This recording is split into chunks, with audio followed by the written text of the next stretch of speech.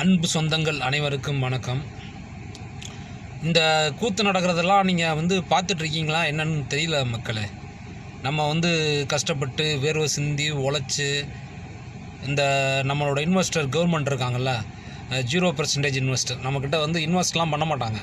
ஆனால் நம்மக்கிட்ட 80% ஷேர் மட்டும் எடுத்துப்பாங்க.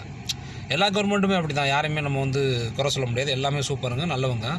ஆனால் நம்ம ரொம்ப கஷ்டப்பட்டு உழைச்சி வேர்வை சிந்தி மூட்டை தூக்கி ஒரு பிஸ்னஸ் அவ்வளோ கஷ்டப்பட்டு டெவலப் பண்ணுறோம்னா அவங்க டேக்ஸுங்கிற பேரில் எல்லாமே வாங்கிடுவாங்க. Tax property tax, drainage tax, water tax, road tax, fast track, extra extra extra எல்லா டேக்ஸுமே சேலரி வாங்குறவங்களுக்கு அந்த டேக்ஸு, எல்லா டேக்ஸுமே கட்டி நம்ம கவர்மெண்ட்டை ரன் பண்ணுறோம். நம்ம மக்களாகிய நம்ம ரன் பண்ணுறோம். ரன் பண்ணும்போது அதுலேருந்து ஒரு காசை எடுத்து தான் எலெக்ஷன் கமிஷனுக்கு கொடுத்து எலெக்ஷன் பண்ணுறாங்க.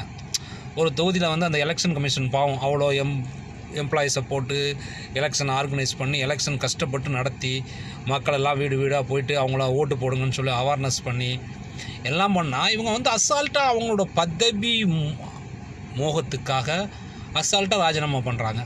இது எந்த வகையில் நியாயம்னு தெரியல. அந்த ராஜினாமா பண்ண தொகுதியில் உள்ள பெருந்துறை மக்கள், அந்த மக்கள்லாம் கொஞ்சம் யோசிங்க. இது என்ன விஷயம்னு யோசிங்க. நீங்கள் உங்களோட வெறித்தனம் இது எல்லாத்தையும் விட்டுட்டு அடிப்படை சிந்தனையிலேருந்து கொஞ்சம் யோசிச்சு பாருங்கள். நம்ம எதுக்காக ஒரு ஜனநாயகத்தை தேர்ந்தெடுக்கிறீங்க? எதுக்காக நம்ம ஓட்டு போடணும்? ஏன் அவங்க உங்களை கேட்டு ராஜினாமா பண்ணாங்களா? ஓட்டு போட்ட மக்கள் ராஜினாமா பண்ணணும்.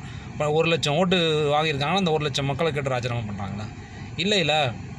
யாராக இருந்தாலும் என்ன, இது ஒரு ஜனநாயகத்தோட உரிமை. நான் கேட்க வேண்டியது என்னோடய உரிமை. நீங்களும் கொஞ்சம் கமெண்டில் கேளுங்க, தயவு செய்து கேளுங்க மக்களை. இது ரொம்ப எப்படி சொல்கிறதுன்னு எனக்கு புரியல. தமிழ்நாடு எதை நோக்கி போயிட்டுருக்குங்கிறதும் எனக்கு தெரியல மக்களை. எனக்கு உண்மையிலே எனக்கு புரியலை.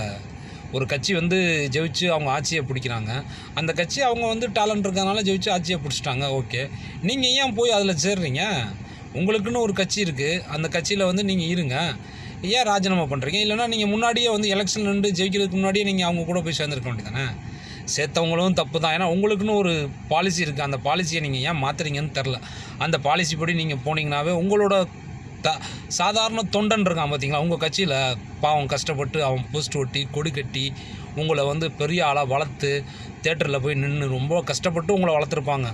உங்களோட நற்பணி மன்றம்லாம் அவங்களுக்கு இம்பார்ட்டன்ட் கொடுக்க மாட்டேங்கிறீங்களே. நீங்கள் புது ஆளுங்களுக்காக தான் இம்பார்ட்டன்ட் கொடுக்குறீங்க. அவங்க ஒரு கட்சியிலேருந்து ஜெயிச்சு இது பண்ணுறாங்க. இந்த விஷயத்தில் நான் ஒரு கட்சியை பாராட்டுறேன். அந்த கட்சி பேர் சொல்ல விரும்பல. அதுலேருந்து ஒரு எம்எல்ஏ எம்பி கூட எங்கேயுமே போகல.